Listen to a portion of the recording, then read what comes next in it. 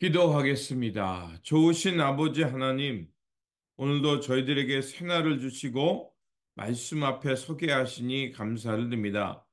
말씀을 통하여서 이 때를 잘 분별하게 하여 주시고 이 어렵고 답답한 시기지만 그러나 이때일수록 믿음을 지키며 주님의 말씀을 따라 나아가는 깨어있는 성도들 되게 하여 주옵소서.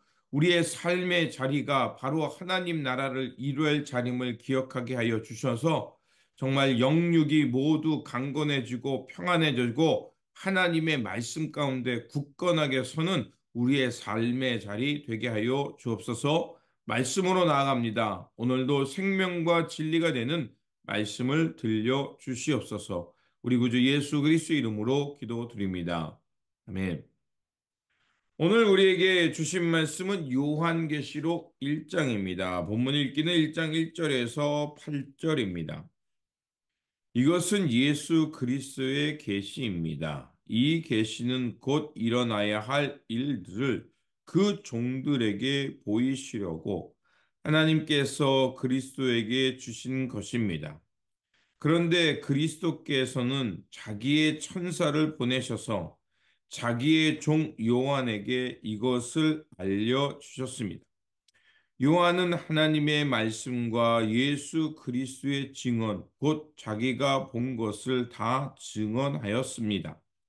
이 예언의 말씀을 읽는 사람과 듣는 사람들과 그 안에 기록되어 있는 것을 지키는 사람들은 복이 있습니다. 그때가 가까이 왔기 때문입니다. 나 요한은 아시아에 있는 7교회에 이 편지를 씁니다. 지금도 계시고 전에도 계셨고 또 앞으로 오실 분과 그의 보좌 앞에 있는 7영과 또 신실한 증인이시오 죽은 사람들의 첫 열매이시오 땅 위의 왕들의 지배자이신 예수 그리스도께서 내려주시는 은혜와 평화가 여러분에게 있기를 빕니다. 예수 그리스도께서는 우리를 사랑하시며 자기의 피로 우리의 죄에서 우리를 해방하여 주셨고 우리로 하여금 나라가 되게 하시어 자기 아버지 하나님을 섬기는 제사장으로 삼아 주셨습니다. 그에게 영광과 권세가 영원 무궁하도록 있기를 빕니다. 아멘. 보아라, 그가 구름을 타고 오신다. 눈이 있는 사람은 다 그를 볼 것이요. 그를 찌른 사람들도 볼 것이다. 땅 위의 모든 족속이 그분 때문에 가슴을 칠 것이다. 꼭 그렇게 될 것입니다. 아멘. 지금도 계시고 전에도 계셨고 앞으로 오실 전능하신 주 하나님께서 나는 알파요 오메가다 하고 말씀하십니다. 아멘. 요한계시록은 사도 요한이 반모섬에 유배되어 있을 때 주님께서 그에게 계시로 보여주신 그 환상을 편지로 쓴 말씀입니다. 요한은 AD 65년경부터 시작한 그 네로의 기독교인 박해로부터 시작해서 대략 주후 그러니까 AD 70년 혹은 75년경에 예루살렘의 독립전쟁이 있고 그게 실패하면서 예루살렘 파괴와 함께 그 로마의 군대에 의해서 성전이 완전히 초토화됩니다.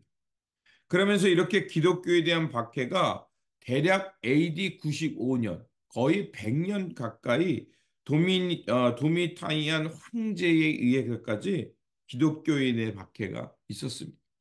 자, 이러한 시기에 그 요한은 그 반모섬에 유배를 당했고요. 그리고 그때 많은 그 사도들이 순교를 당합니다. 이때 사도 바울도 순교를 당하게 되고 또 많은 그 전도자들이나 사도들이 이때 죽게 됩니다. 자, 이런 상황에 있다는 것을 요한은 누구보다도 잘 알고 있었고요. 그리고 그런 어려운 상황에 있는 교회와 그리스도인들에게 자신이 어떻게 그들을 위로하고 격려할까 하나님 앞에 기도하다가 바로 환상을 보게 되고 그리고 그 환상과 하나님의 위로를 편지의 형식에 담아서 그 교회에 바로 전해서 그 고난과 박해의 시기를 잘 견뎌서 믿음의 승리를 하라는 것이 요한계시록의 바로 핵심입니다. 그래서 요한계시록을 때로는 우리가 이해하기 어려운 단어들을 씁니다. 왜냐하면 이 편지가 누군가에게 그 기독교인을 밝게 하는 사람들의 손에 이 편지가 들어가게 되면 어떻게 됩니까? 이 편지를 가지고 있는 사람들, 이 편지를 읽는 사람들이 누구인지가 밝혀지기 때문에 그리스도인들만 알 수 있는 용어, 그리스도인들이 이게 무엇을 말하는가라는 마치 암호처럼 그 환상적인 단어와 환상적인 묘사들을 가지고서 하나님의 복음 또 위로와 계시 격려의 말씀을 이 편지 속에 담은 겁니다. 이 점을 항상 요한계시록을 읽을 때 기억해야 합니다.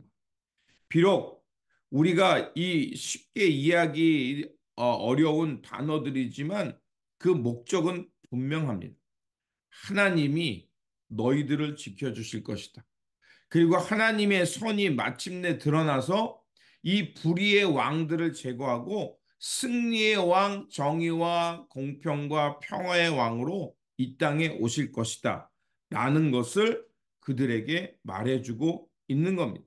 그래서 마침내 주님께서 진정한 왕으로 나타나셔서 모든 영광과 승리의 빛을 드러낼 것이고 그때 이 땅에 참된 평화와 공의의 세상, 새하늘과 새 땅이 열릴 것임을 말하고 있는 것입니다. 그래서 오늘 본문은 절망 가운데 있는 그리스도인들에게 부활하시고 우리의 구주가 되신 예수 그리스도, 그분이 다 여러분에게 주신 계시의 말씀을 통해서 그들에게 소망을 갖게 하고 이 환란을 견디게 하는 말씀입니다. 요한계시록은 요한이 본 환상과 계시의 책입니다.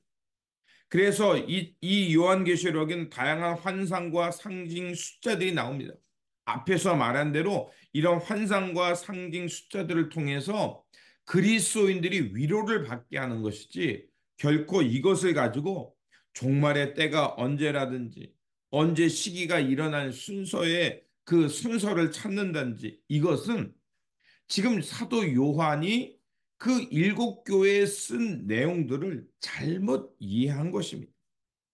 여러분이 한번 생각해 보십시오. 책을 쓰거나 누군가에게 편지를 쓸 때 어떻게 그 책을 쓰고 편지를 씁니까?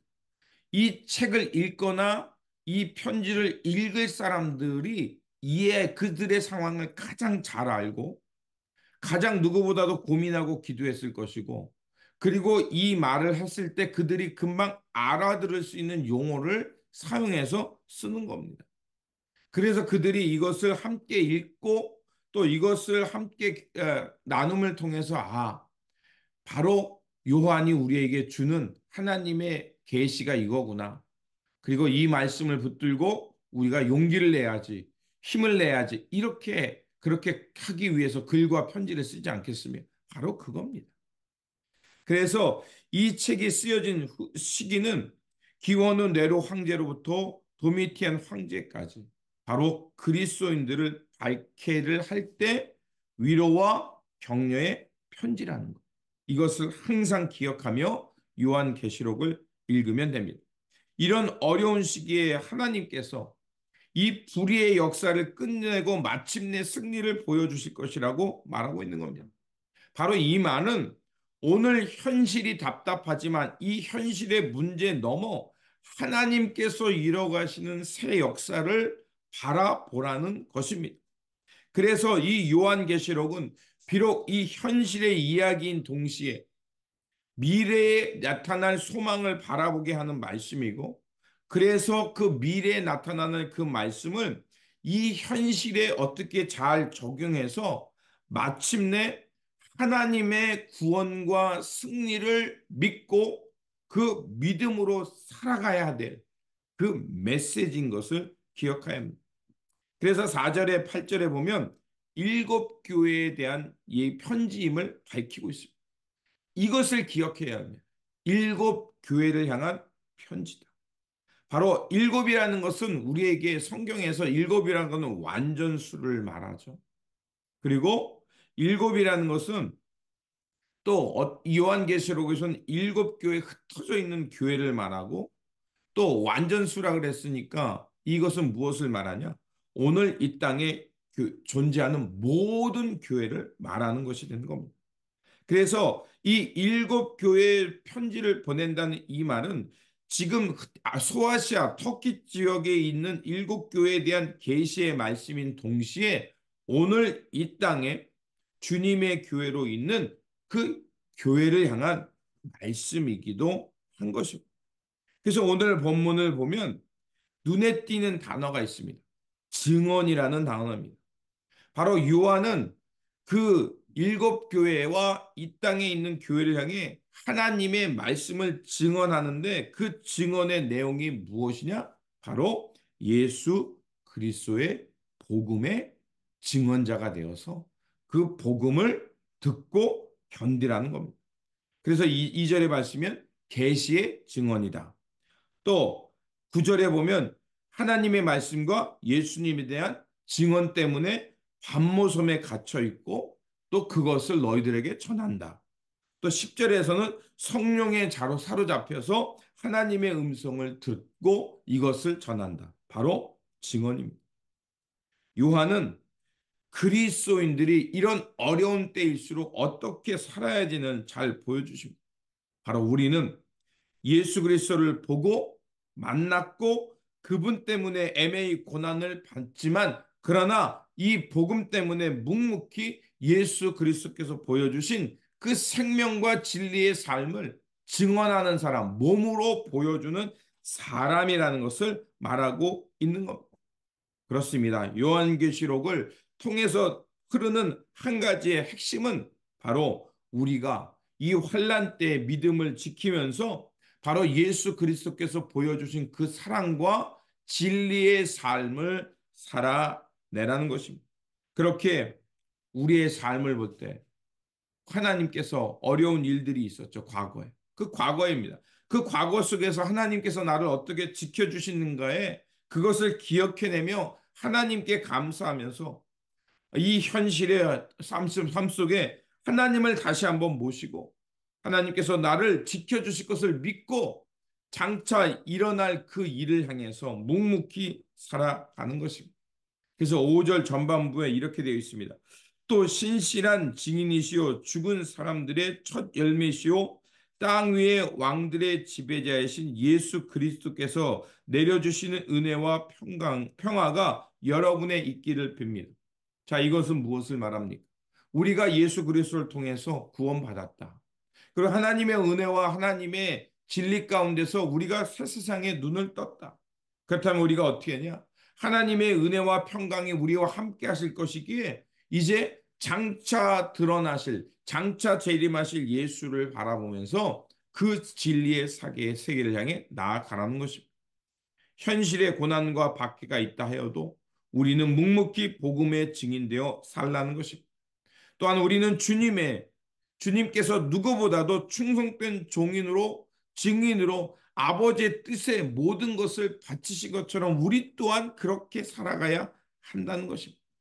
주님께서 먼저 앞서가시면서 하나님의 뜻을 향해서 묵묵히 충성하며 기어이 또한 십자가에 짊어지신 것처럼 우리도 그 주님을 닮아가면서 주님께 충성하는 종이 되어야 한다는 것입니다. 그럴 때 우리에게 예수 그리스도의 부활이 있고 우리 가운데 하나님의 영생의 삶이 있다는 것입니다. 그렇습니다. 우리가 비록 죄 가운데 혹은 죄의 관성에 남아서 이리저리 흔들리는 연약한 인간이지만 신랑 되시는 예수 그리스도께서 지금 우리에게 오셨고 다시 오실 것입니다. 그래서 우리로 하여금 부활의 첫 열매가 주님께서 되신 것처럼 우리도 주님과 함께 부활하여 마침내 영생의 삶에 하나님의 영원한 세계에 살게 될 것입니다. 그렇다면 우리는 이러한 시대에 어떻게 살아야겠습니까? 요즘은 그리스도인이라는 것을 당당하게 밝히는 것이 어려운 때입니다. 왜 그렇습니까? 예수를 그리스도로 고백하는 사람은 많지만 그 고백한 대로 살지 못하기 때문입니다. 그렇게 우리가 할 일은 예수 그리스도의 복음에 증인되어서 고백과 함께 그 고백을 향해 살아가는 삶이 되어야 합니다. 하나님 앞에 신령과 진정으로 예배했다면 우리의 삶이 신령과 진정에 합당한 삶으로 나아가야 합니다. 우리끼리 나만 행복한 것이 아니라 하나님으로부터 받은 은혜와 그 사랑을 교회 울타리를 넘어 이 세상으로 흘려보내어 하나님의 선한 영향력을 끼치는 사람이 되어야 합니다. 물론 이것이 쉽지 않다는 것 저도 압니다. 그런데 오늘 본문이 말한 것처럼 하나님께서는 처음과 끝이라고 했습니다. 우리와 이전에도 계셨고 앞으로도 계셨고 지금도 계시고 그 장차 이 땅의 평화의 왕으로 오실 부분을 우리는 믿고 기다립니다. 그렇게 오늘이란 시간 속에서 우리의 처음과 나중이 되시는 그 예수 그리스도, 그분의 사랑과 삶을 본받아 가면서 모든 상황 속에서 복음의 증인되어 예수 그리스도의 사랑과 또 예수 그리스도의 보여주신 그 진리의 삶을 실천하면서 믿음으로 승리하며 살아가는 저와 여러분들이 되시기를 주님의 이름으로 축원드립니다. 기도하겠습니다. 역사의 처음과 끝이 되어 주신 하나님, 죄로 인하여 죽을 수밖에 없는 저희를 사랑하셔서 예수 그리스도의 보혈로 우리를 죄에서 해방시켜 주시고 하나님 나라의 거룩한 제사장으로 나라로 불러 주시니 감사를 드립니다. 우리가 말씀을 통해 깨달은 것처럼 주님께서는 과거에도 계셨고 오늘도 계시고 앞으로도 계실 것을 우리는 믿습니다. 그러하오니 진리와 생명 되시는 주님과 함께 날마다 동행하면서 주님께서 보여주신 그 생명의 삶을 증언하면서 그 말씀대로 살아가는 우리 모두가 되게 하여 주옵소서. 그래서 우리 삶 속에 복음의 증거자가 되고 그 증언을 통해 살아가며 사랑하며 섬기고 돌보는 그 믿음의 승리자가 되어 살아가는 우리의 모습이 되게 하여 주옵소서. 오늘도 살아서 역사하시며 장차 다시 오실 우리 주 예수 그리스도의 이름으로 기도합니다. 아멘.